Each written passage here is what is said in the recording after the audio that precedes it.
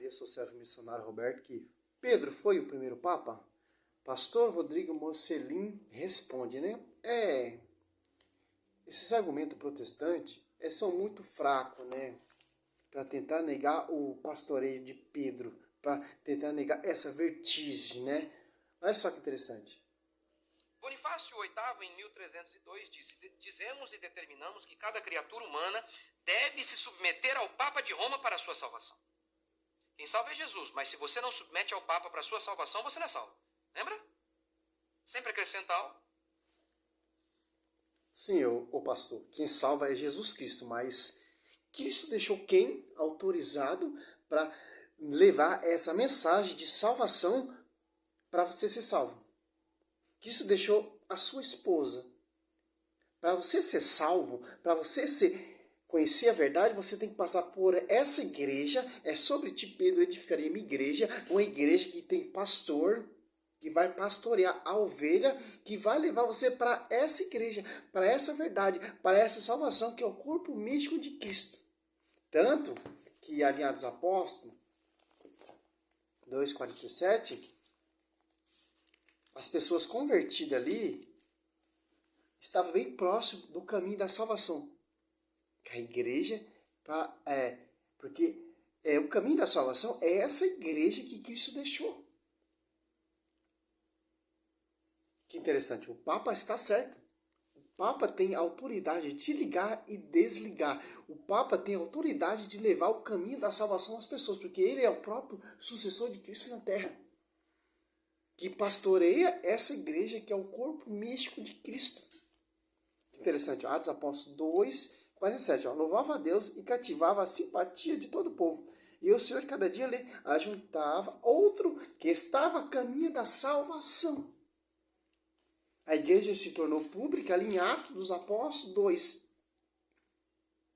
A igreja, o corpo místico de Cristo, a esposa de Cristo, se tornou pública ali em Atos dos Apóstolos 2, tanto que está pregando ali primeiro é Pedro, que tem autoridade de pastorear os cordeiros, de pastorear as ovelhas, e Cristo deu autoridade sobre Pedro, deu a chave de ligar e desligar a Pedro, de pastorear essa igreja, esse corpo místico a Pedro, de levar o povo ao caminho da salvação. Quem salva é Cristo.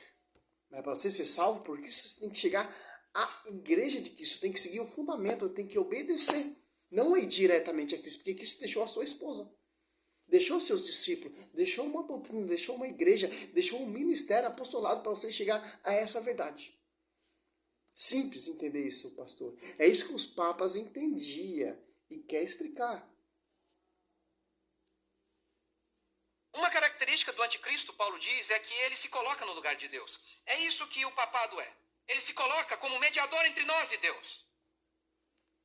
Em Mateus, capítulo 16, é aquela passagem famosa, Jesus pergunta: o que o povo está dizendo a meu respeito? E Pedro diz: tu és o Cristo.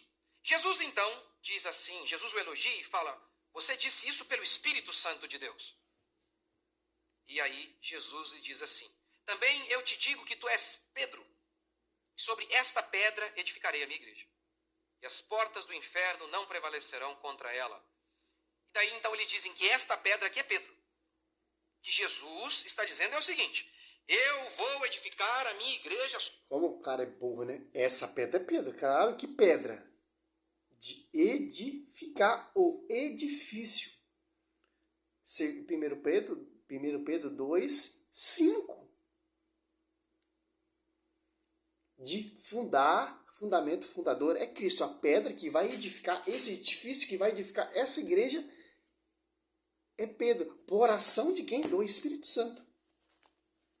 As Apóstolos 4:5. Então Pedro, cheio do Espírito Santo, respondeu: chefe do povo e ancião, ouviu-me. Olha só que interessante. Em Atos dos Apóstolos 2, ali desce o Espírito Santo sobre essa igreja. Que interessante, E tinha pessoas ali de várias nações, entendiam com a sua própria língua materna. Por quê?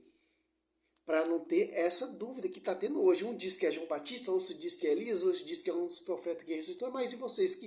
Quem eu sou? E Pedro exprime a sua fé. Tu és Cristo, o Filho do Deus vivo.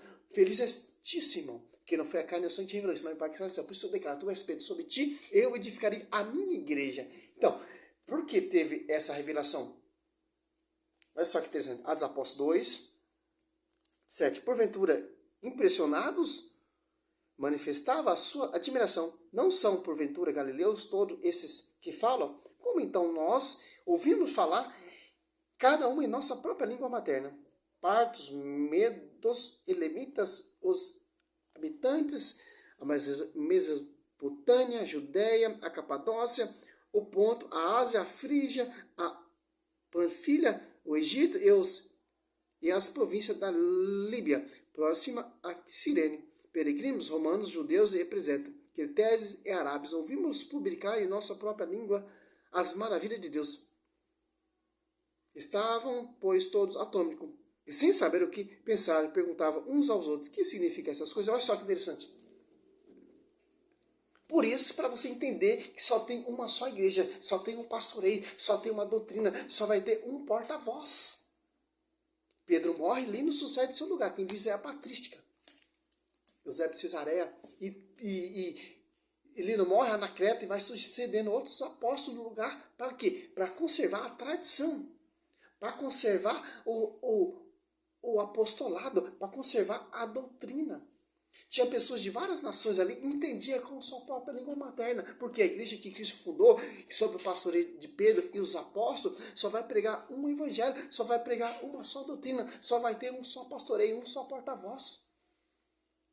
Para você não seguir esse fundamento, a Universal prega uma coisa, a Assembleia prega outra coisa, a Plenitude prega outra coisa, a Mundial prega outra coisa, a Adventista Sétimo Dia acredita outra coisa. Não, é uma só língua, é uma só fé, é um só evangelho, é um só batismo.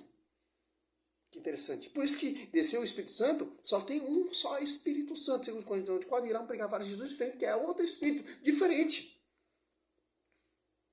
O apóstolo Paulo fala em Gálatas lá, não há dois evangelhos, são pessoas que semeiam confusão.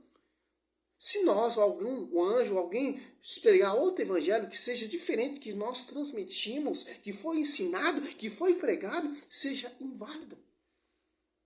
Por isso que tem a unidade, porque as pessoas ali, ó, em Marcos 8, Lucas 9,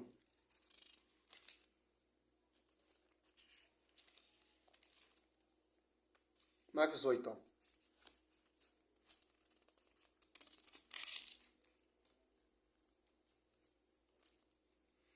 Jesus saiu ao encontro de seus discípulos para a aldeia de Cesareia de Filipe. Pelo caminho perguntou-lhe, quem dizem os homens que eu sou? Respondeu-lhe os discípulos, João Batista, ou Elias, ou um dos profetas. Então perguntou-lhe Jesus, e vós que dizem que eu sou? Respondeu, tu és o Cristo. Pedro respondeu, tu és o Cristo. Quer dizer que tanto evangelista São Marcos, que era discípulo do apóstolo Pedro, e tanto evangelista São Lucas, que é discípulo do apóstolo Paulo, e tanto o livro de Mateus também, fala o mesmo texto. Olha a unidade dos três discípulos. De acordo com Atos Apóstolos 2, quando entendia com sua própria língua materna as maravilhas. Partos, métodos, elemitas, etc. Para o quê? Para ter uma só revelação, para ter uma só doutrina, para ter um só evangelho, para ter só um pastoreio, só para ter uma só igreja, um só corpo místico, uma só esposa. E tanto que você for catar em Mateus 16,